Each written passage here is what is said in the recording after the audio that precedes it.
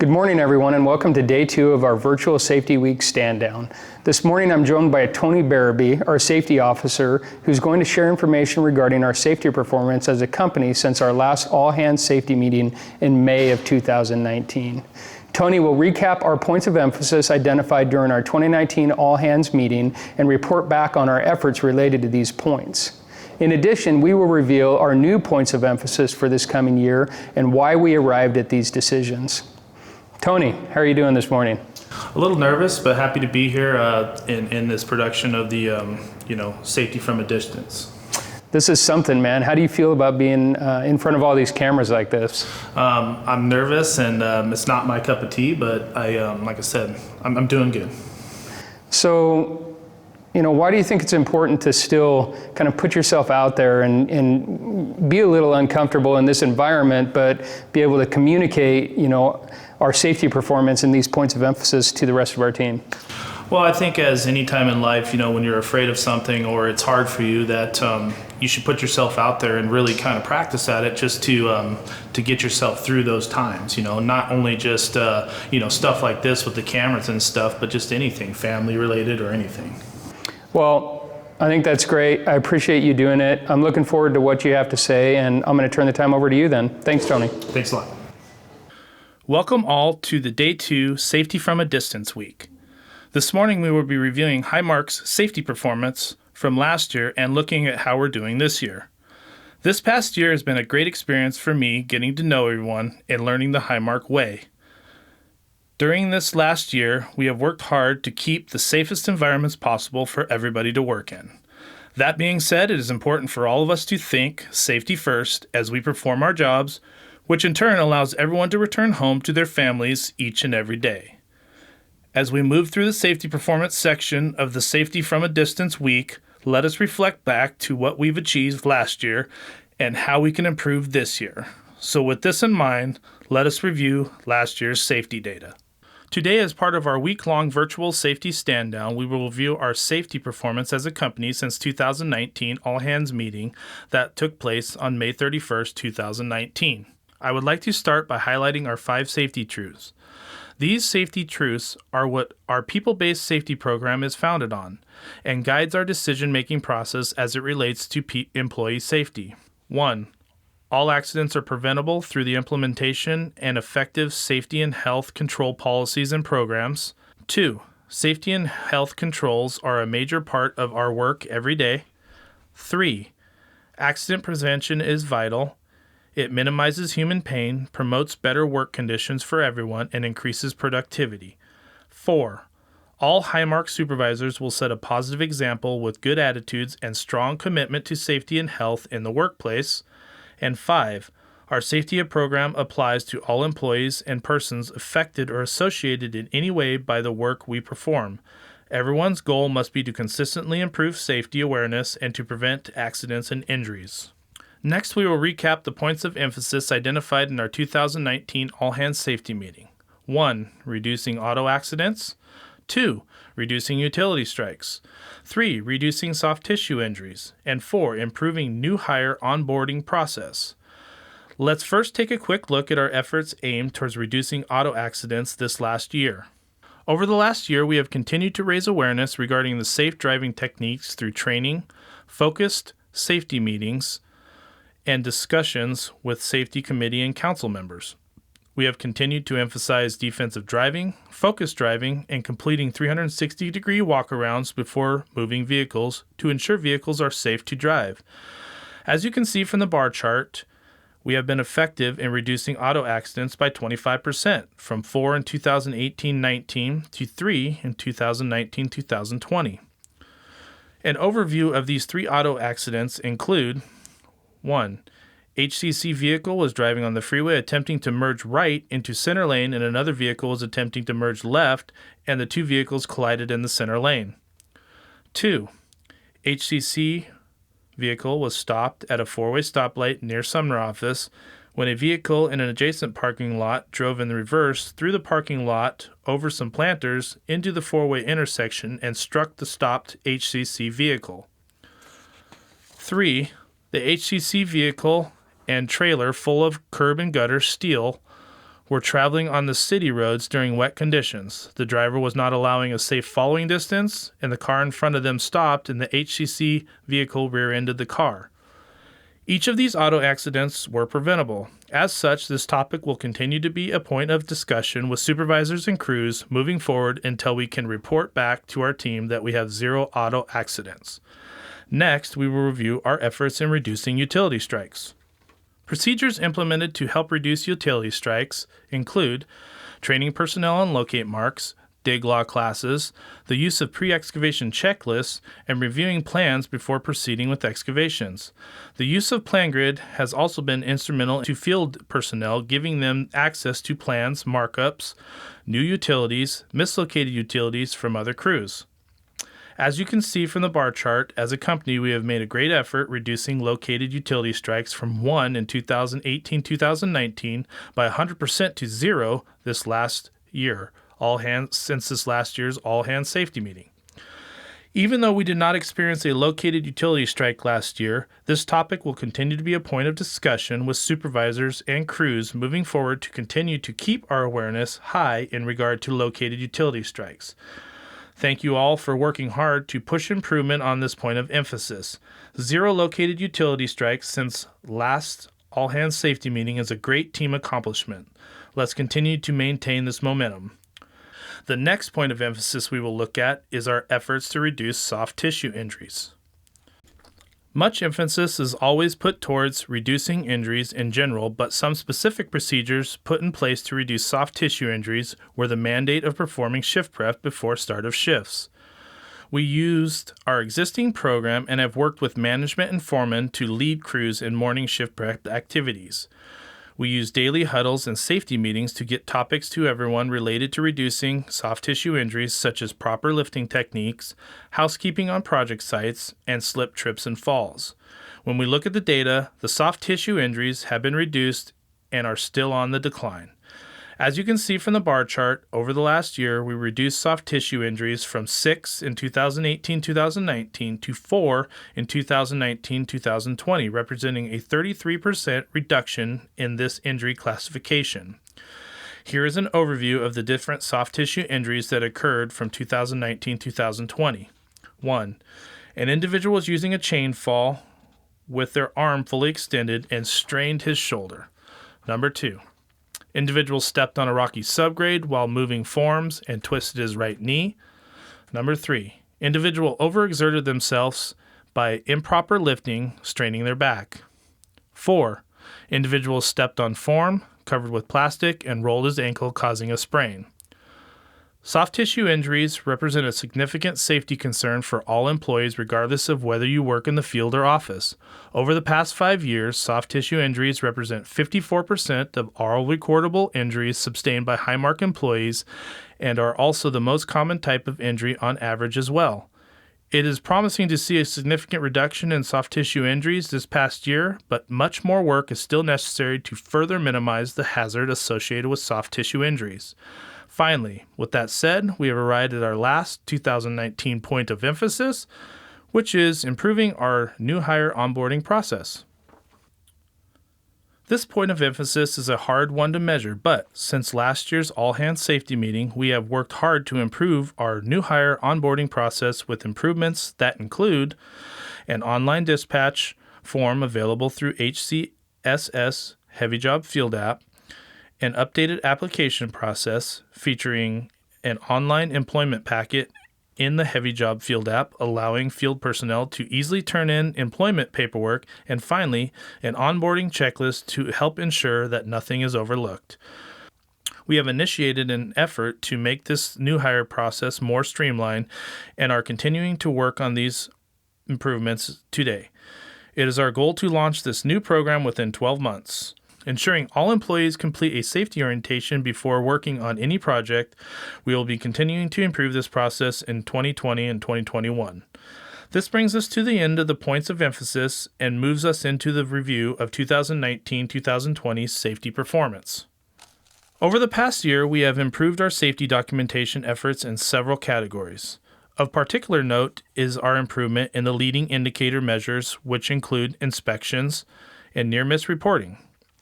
By improving these leading indicator efforts, we take time to consider safety hazards before we start work operations and attempt to mitigate these hazards. Similarly, when a near incident takes place, we take the time to share this experience with the rest of our team in the form of a near miss so others facing similar job site hazards and/or conditions may learn from these moments and avoid potential exposure themselves. It is these pre-task or leading indicator types of efforts that we eliminate accidents, injuries, and workplace hazards. It is no surprise that over the past year, many of our lagging indicators such as auto accidents, recordable injuries, and located utility strikes have reduced. Now we will review our lagging indicator performance this past year in comparison to the prior year.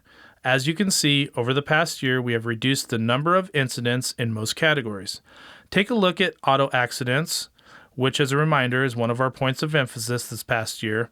As you can see, we endured one less accident than the prior year, which equals a reduction of 25%. Finally, look at our reportable injuries, a reduction of 4 injuries this past year when compared to 2018-19, which is a 45% reduction. As you know, we don't want to see anybody injured, but this is a good downward trend. Well done. This slide depicts a breakdown of all near misses reported over the past year by type. A total of 205 near misses were reported from 6/3/19 to 6/3/20, as compared to the prior year's total of 109. As you can see, 62.7% of all near misses reported last year were related to slip, trips, and falls or struck by, struck against events. This tells us we need to continue to focus on these types of hazards on our projects day in and day out in order to avoid potential incidents. Statistically, we understand that near-miss reporting can be an effective tool in reducing workplace accidents from taking place. This slide indicates which projects are reporting near misses on a consistent basis and how often they are reported based on the amount of total labor hours worked on the project and total number of near misses reported. The lower ratio, the better the near-miss reporting performance. For example, a 5-person crew working a 40-hour work week will expend 200 labor hours per week. If the labor hours worked per near-miss reported is at or below 200, then the crew is meeting or exceeding the goal of 1 near-miss per week per crew. If the ratio is above 200, then the crew is falling short of this goal. Over the past year, the Issaquah Falls City Road Project and the Military Road Project leads the company in the best labor hour worker per near-miss reported ratio. Subsequently, these two projects did not experience a recordable injury during this time frame either. As highlighted earlier, over the past year, Highmark has identified 205 near-miss incidents company-wide, which equates to 1 near-miss per 361.5 labor hours worked. This ratio is significantly better than the prior year's performance of 1 near-miss per 809.9 labor hours worked, which again has helped to translate to fewer recordable injuries and/or incidents this past year. Issaquah Falls City led the company with the best near-miss reporting ratio of 1 per 105.4 labor hours worked. As indicated, this ongoing project has not experienced a single recordable injury to date. Congratulations to this team, and thank you everybody for your safe efforts. Here you see near-miss reporting all-stars. Over the past year, Gary Wood has led the pack and submitted 54 near-miss reports, exceeding the goal of 1 per week per crew. Near-miss reporting helps us identify what hazards are taking place on projects and provides a venue for us to share these hazards company-wide in an effort to help prevent incidents of a similar nature from occurring on other projects. Here we reflect on type of recordable injuries sustained by our fellow coworkers over the last 2 years and compare our performance. As you recall, one of our major points of emphasis this past year has been reducing soft tissue injuries. In 2018-2019, we experienced 9 recordable injuries, of which 6 were soft tissue related. With the implementation of shift prep and other training efforts throughout the year, you can see this number has been reduced to just 4. Well done, everybody. This is a hard slide to look at, knowing that these are our fellow teammates that were injured, but the data I see is promising. In 2016, we incurred 6 recordable injuries. Then in 2017 and 18, not great, with 11 and 12 of our teammates being hurt on the job. Last year in 2019, we saw our numbers reduce a bit to 8, which is great. And so far in 2020 is trending down again in a positive direction with 2 recordable injuries to date. Our team focuses the balance of this year must be focused on finishing the year safely and without incidents. I challenge each of you individually to continue to work together to properly assess hazards prior to starting work as part of our JHA process, to utilize the near miss program to report incidents, to utilize the observations portal to report safety concerns and or safe work practices. It is through these simple, people-based safety efforts that we can eliminate work-related injuries together.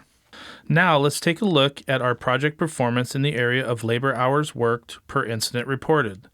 The larger the number, the more labor hours worked between reported incidents. It is important to remember that incidents include first aid injuries, recordable injuries, utility strikes, whether they're located or unlocated, property damage, and equipment damage. In this case, bigger is better. Over the past year, we have averaged 1 incident for every 2,867 hours worked, which is an area of concern given that 2018-2019, our rate was 1 incident per 4,286.1 hours worked.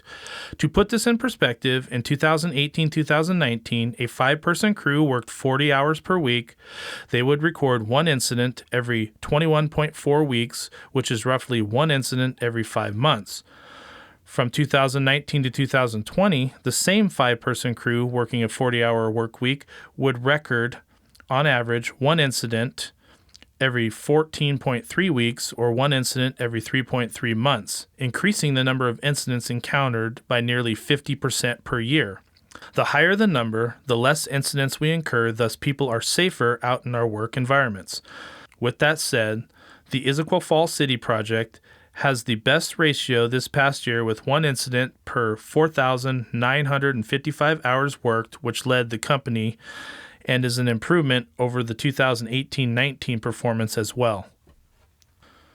Throughout their term as a safety committee member, these individuals have met every other month to discuss safety-related concerns in an effort to help ensure HCC is providing a safe workplace for all employees by identifying safety hazards, remove hazards, and promoting people-based safety.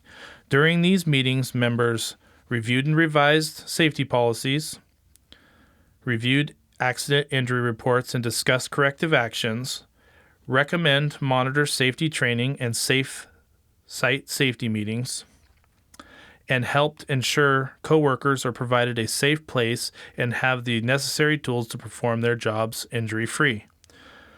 We extend a big thank you to all the outgoing members for their help in providing safer work sites for all of us. And to the incoming members, I'm looking forward to working with you to continue to promote safety as an essential core value of our company and to continue to enhance our people-based safety program. Now that we have reflected on our performance over the past year, let's look forward to our 2020-2021 points of emphasis, which include, number 1, increasing the number of safety observations recorded. The safety observation module is a powerful tool that provides a direct connection to the company executives, managers, and safety officer. Anyone could submit a safety observation by scanning the QR code with their smartphone or tablet. These QR codes and safety observation bulletins are displayed on all of our job sites and throughout various locations within the company. Safety observations are one of the fundamental cornerstones of people-based safety program. Over the next year, we will continue to emphasize and communicate the importance of this program. To help encourage the participation, we have recently started a monthly observation rewards drawing. As part of this program, each month, one name will be drawn at random from a pool of individuals who submitted a safety observation that month, and this individual will win a $50 gift card. Number 2, improving housekeeping. As we reviewed all near misses submitted over the past year, we realized that 27% of all near misses reported were classified as slip, trip, and fall hazards, which oftentimes can be directly correlated with housekeeping and/or job site cleanliness. Good housekeeping reduces illness, a significant consideration in light of our current COVID-19 pandemic, as well as injuries, and promotes positive behaviors, habits, and attitudes. Good housekeeping can also aid in reducing property and/or equipment damage. Bottom line, good housekeeping practices lead to safer and more productive worksite. 3. Reducing equipment vehicle damage. After reviewing our 2019-2020 safety performance, it became quite clear that reducing equipment vehicle damage had to be a point of emphasis this coming year. With the large spike in equipment-related damage we highlighted earlier, we must take immediate action to drastically reduce these incidents from taking place in the future. This includes all equipment types, not just our yellow iron, such as curb machines, cranes, bidwells, saws, pickup trucks, trailers, and etc. Frequency leads to severity, meaning the more often an incident occurs, the higher likelihood that it will lead to a more severe outcome. Equipment damage does not only impact the company financially, but can also lead to injuries. We look forward to working together with each of you to focus our efforts on these specific points of emphasis over the next year, and are confident that by taking the time to consider these important topics that we will continue to reduce accidents and injuries on the jobs, much like we have done this past year. To be successful in this effort, it takes our entire team. Safety is a team effort that requires participation at every level in order for us to be successful. This slide is a sneak peek highlighting the individuals we will honor as part of our Safety Recognition Day tomorrow. Leading indicator performance will always be our primary focal point as a company. By focusing our safety performance before an incident takes place, we drastically improve our likelihood of preventing an accident from happening, thus ensuring all employees have a safer place to work and also improving all of our lagging indicators company-wide. The individuals we will identify tomorrow led the company throughout the year in each of these categories. We honor their individual commitment to these important efforts and look forward to revealing them to the rest of the company so that each of you can take the time to thank them for their efforts and maintaining a safe work environment for everyone. Thank you all for taking the time to participate in our 2019-2020 Safety Performance Review as part of our week-long virtual safety stand-down. Last year was quite a year, and I'm looking forward to an even better year coming up. So let's work together to make this a great safety year. Continue to help each other and be safe. In conclusion to the safety review we just went through, I would like you all to remember last year's points of emphasis. Reducing utility strikes, reducing soft tissue injuries, reducing auto accidents, improving the new hire onboard process, and continue to keep these in your minds as we move into the last quarter of this year. Moving forward, we will start improving on our new points of emphasis for 2020 and 2021, which include increasing the number of observation reports, improving housekeeping, and reducing equipment damage. We will see you again tomorrow when we will be recognizing individuals that excelled last year in multiple safety categories and some milestone achievement recognitions.